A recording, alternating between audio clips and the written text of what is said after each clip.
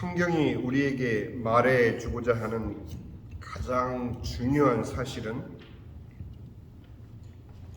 예수께서 우리의 그리스도이심을 구약에서 예언하시고 또 신약에서 성취되었음을 보여주고 있다는 것입니다. 이것을 놓치고 성경의 각각의 내용만을 따라가면 그 나름의 교훈도 없고 감동도 있겠지만 가장 중요한 성경이 말하고자 하는 주제에서 멀어질 수 있기 때문입니다.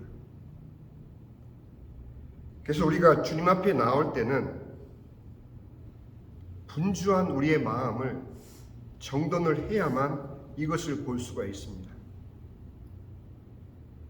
교회에 나와서 쭈삣쭈삣 이것저것 참견하고 예민하게 모든 환경에 귀를 기울였다가는 하나님의 말씀은 어느덧 내 귀를 스쳐 지나고 말기 때문입니다.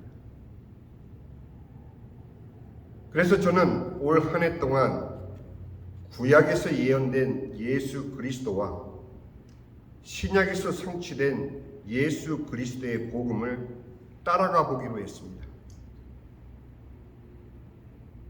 이미 지난번 우리는 창세기 3장 15절에 여자의 후손에 대한 약속이 갈라디아서 4장 4절에서 직접적인 표현으로 때가 참에 어떤 때입니까? 하나님이 약속하신 그 때가 되었음에 하나님이 그 아들을 보내사 여자에게서 나게 하시고 라는 하나님께서 약속하신 말씀의 성취를 우리는 확인했습니다. 여자의 후손이라 함은 남자와 상관하지 않은 처녀로부터 태어남을 말합니다. 이사야서 7장 오늘 본문 말씀, 그러므로 주께서 친히 징조를 너희에게 주실 것이라. 보라, 처녀가 잉태하여 아들을 낳을 것이요 그의 이름을 임마누엘이라 하리라. 이 구절은 성탄절에만 찾아보는 구절이 어느덧 되고 말았는데 그렇지 않습니다. 오늘 여러분들이 분명히 눈을 열어서 그저 쭉쭉쭉 읽고 지나가는 성경이 아니고 왜 성경이 우리에게 허락되었는지, 왜 구약이 쓰여졌고 또 신약이 쓰여졌는지, 구약에서 예언하신 하나님의 말씀이 어떻게 신약에서 성취되었는지를 여러분들이 확인해 가는 그런 과정이 되시기를 바랍니다. 이사야서 7장에서 10장의 역사적인 배경은 아수르의 침략으로 인한 북왕국 이스라엘의 멸망을 경고하는 내용입니다. 그 멸망의 원인 중 7장은 이스라엘이 하나님의 심판을 당해 멸망할 수밖에 없었던 많은 이유 중에 하나를 시사해 주고 있습니다. 북이스라엘은 아람과 연합하여 남왕국 유다를 침략하였고 이는 다윗 왕조를 영원히 지켜주시겠다고 하신 하나님의 언약을 약속받은 이스라엘 민족 스스로가 적이 되어 하나님의 말씀을 거스르는 행위가 되었기 때문입니다.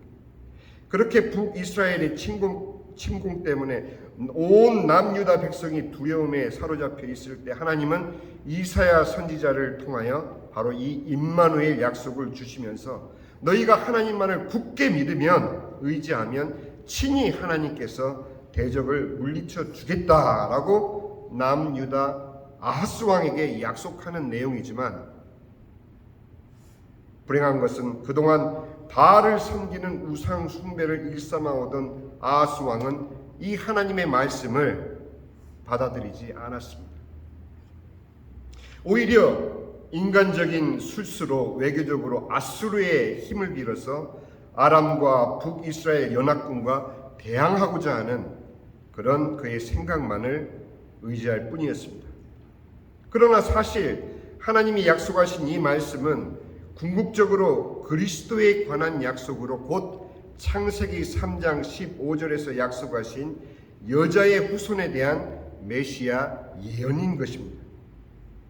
이처럼 하나님의 그리스도에 대한 약속은 인간의 역사 속에서 특히 예수님께서 인간으로 오시기 위해서 택하신 이스라엘이라는 작은 한 민족의 역사 속에서 하나하나 성취되어 가고 있는 것을 여러분들 확인하시기를 원하는 것이 바로 오늘 본문의 목적입니다.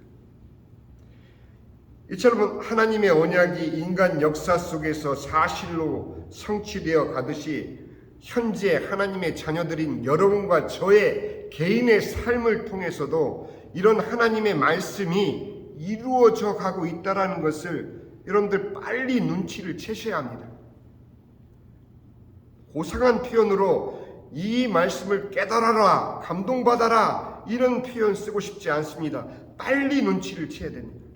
아, 그렇구나. 이스라엘에게서 성취되었던 그 말씀이 곧 나의 인생에도 하나님 말씀은 동일하게 성취되고 있구나.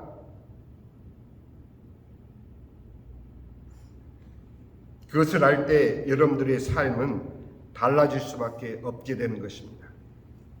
남유다의 아하스 왕처럼 하나님의 구원의 약속을 스스로 거부하면 하나님의 은총은 그와 상관없는 것이 되고 오직 인생을 통해 불신의 대가만을 그는 치를 수밖에 없게 되는 것입니다. 내가 예수를 믿노라 하는 신앙의 근거가 하나님의 말씀이 아닐 경우에는 여러분들의 삶은 고난의 길을 걷게 될 것입니다. 하나님의 말씀을 여러분들이 근거로 해서 여러분의 인생을 돌아보게 되면 그것이 비록 어려움의 형태로 다가올지라도 그 안에 담겨져 있는 하나님의 섭리를 발견함으로써 여러분들이 하나님을 더 의지하게 되는 것입니다. 신앙은 그런 것입니다. 여러분들이 한때 받았던 감동, 여러분들이 한때 체험했던 은사, 그런 것들이 여러분들의 신앙의 중심이 되었다면 빨리 하나님의 말씀으로 돌아오셔야 됩니다. 그래야 여러분들의 삶이 분주해지지 않습니다. 아무리 많은 인간의 것들을 동원해서 하나님을 찬양한다 하지만 결국 하나님이 원하시는 것은 우리 마음 가운데 있는 소리 없는 고백. 주님, 내가 여기 있나이다.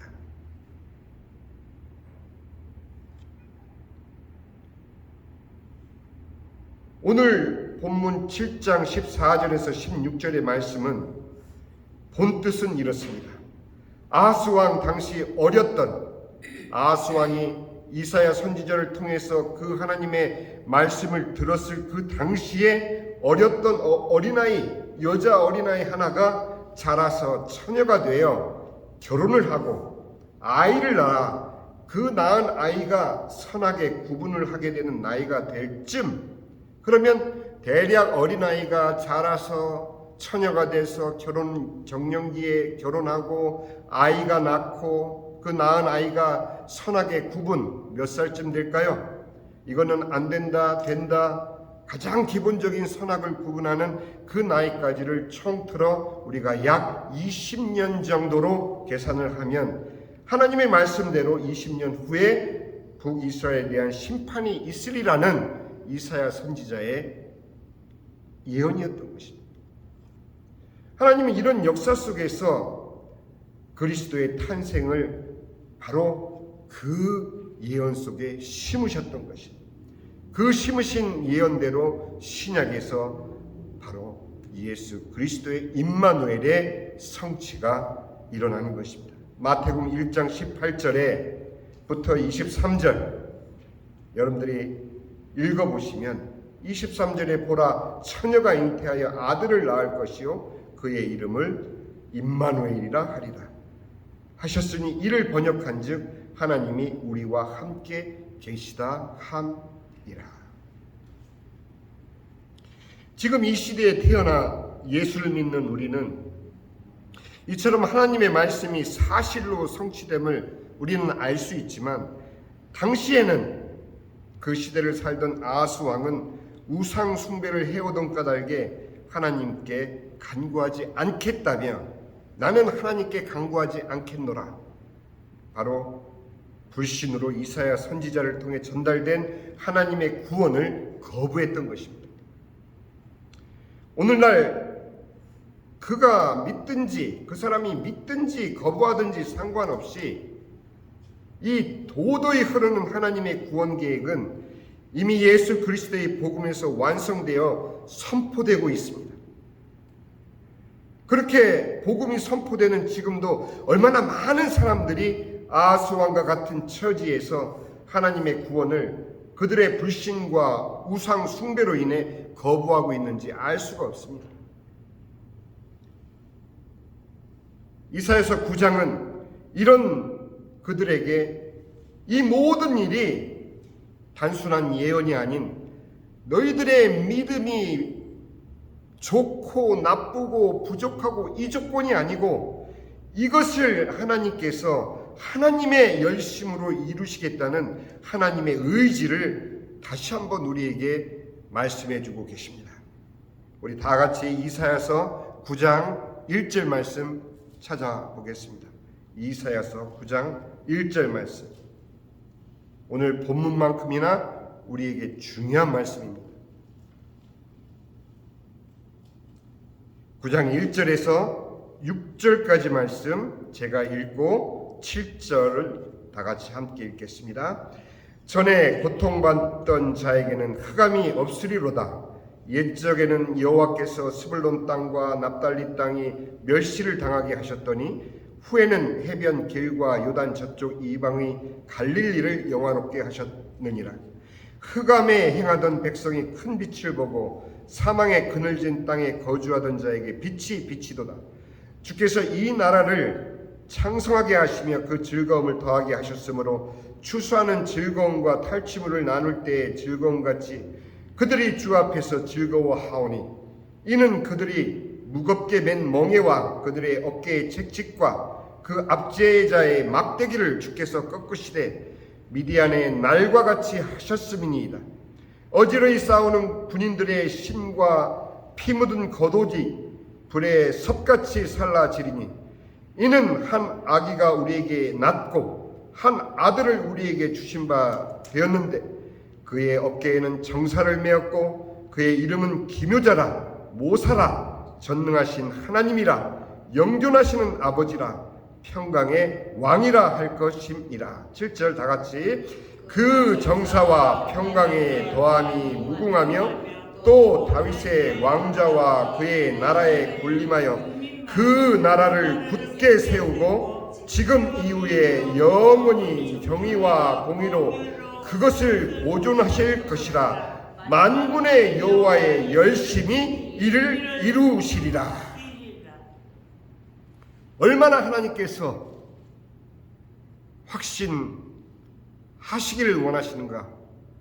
이것이 나의 열심으로 반드시 이루어질 일이다라고 우리에게 다시 한번 확인해 주고 계시는 것입니다. 오늘 여러분 한 분 한 분을 향하신 예수 그리스도의 복음을 통한 하나님의 구원이 바로 이러한 하나님의 열심으로 이루어졌음을 다시 한번 확인 받으시기를 바랍니다. 여러분들이 어떤 상황 속에서 어떤 죄악 속에서 방황하며 살아왔든지 간에 오늘 이 하나님의 약속 바로 성령 하나님께서 우리와 함께 하시는 임마누엘의 축복으로 나오는 순간 하나님께서 여러분들 개인의 구원은 물론이요 여러분들을 향하신 하나님의 그 섭리와 뜻을 하나님의 열심으로 이루신다고 오늘 약속해 주시고 계신 것입니다. 이미 예수를 믿었다고 스스로 여기지만 하나님이 함께 하시는 축복의 내용을 살고 있지 못하고 있다면 여러분 자신도 모르게 혹시 내가 아하스 왕의 길을 걷고 있는 것은 아닌가 돌아보셔야 됩니다. 내 인생이 왜 이렇게 곤고하지? 왜 내 앞길은 이렇듯 일이 많을까? 저는 올해 초에 주님께 약속한 바대로 새벽 기도로 올 한 해를 드리겠습니다. 작정하자마자 그 다음날 교통사고를 당했습니다. 이것도 하나님이 주시는 또 하나의 사인이겠거니 또 극복하고 주님 앞에 열심히 나가는데 또 웬 사람이 가게 창고에다 소화기를 2통이나 발사를 해가지고 창고 전체가 소화기 그 가루로 자욱하게 틈이란 틈은 다 찾아서 그 소화기 먼지에 휩싸여져 있는 그 모습을 망연자실 쳐다보면서 이것은 또 무슨 사인입니까? 아버지 앞에 고백했습니다. 주님, 어떤 길을 걷든지 제가 처음 주님께 드린 그 마음을 지키게 하옵소서. 누가 뭐라 하든지 주님을 향해서 드려진 이 약속이 나의 열정과 나의 믿음이 아닌 하나님의 열심으로 이루어질 줄 믿습니다 하고 3일을 꼬박 그 청소를 드디어 어제 밤 12시 넘어서 마쳤습니다. 저는 주님께 감사했습니다. 결국 합하여 선을 이루시는 정도가 아니라 하나님께서 이 어려움을 통해서 결국은 내가 하나님을 붙잡고 있는지 불평을 하는지 그 어떤 어려움 가운데서도 주님을 바라보는지 바로 나를 시험하신 것이었구나. 더 이상 이제 우리 방황하지 맙시다. 이제 하나님의 평강 속으로 나오실 때 단순한 여러분의 감정만으로 감상적인 헌신만으로는 안 됩니다. 분명히 사단은 여러분들의 마음을 흔들어 놓을 것이며 여러분들이 마음을 정하는 순간 그래? 어디 한번 네 믿음이 센지 나의 방해가 센지 해보자. 분명히 여러분들을 흔들어 제낄 것입니다. 그렇다면 이것 하나만 기억하시면 됩니다. 처녀가 잉태하여 아들을 낳으리니 그 이름을 임마누엘이라 하리라. 이를 번역한즉 이는 하나님이 우리와 함께 계심이라. 두 번째 여러분들이 기억해야 될 것은 바로 여호와의 열심이, 하나님의 열심이 우리를 향한 그 구원을 이루셨을 뿐만 아니라 우리가 주님 앞에 서는 그때까지 구주를 생각만 해도 좋은 이 인생을 살다가 드디어 주님 앞에 서는 그날 우리는 주님의 그 사랑을 감격할 수밖에 없는 그 순간을 맞이할 것입니다. 여러분들 이 시간 우리가 조용히 함께 기도할 때 그냥 단순한 헌신을 하지 마십시오. 이 두 가지만 주님 앞에 고백하면 됩니다. 그러시군요. 내가 주님을 믿노라 하지만 그 믿음의 증거를 저는 다른 데서 찾아왔습니다. 아버지가 내 안에 계신데 나는 내 환경 속에서 그 증거를 찾아왔습니다.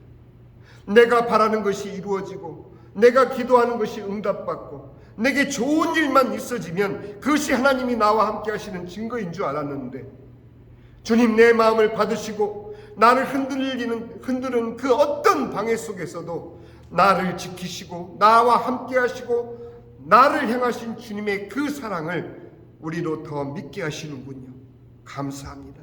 나와 함께 하심을 감사하고 나를 향한 주님의 섭리를 주님께서 이루심을 믿습니다. 이 두 가지 고백만 주님 앞에 주님 한번 부르고 통성으로 우리 함께 고백하겠습니다. 주님, 아버지 하나님 감사합니다.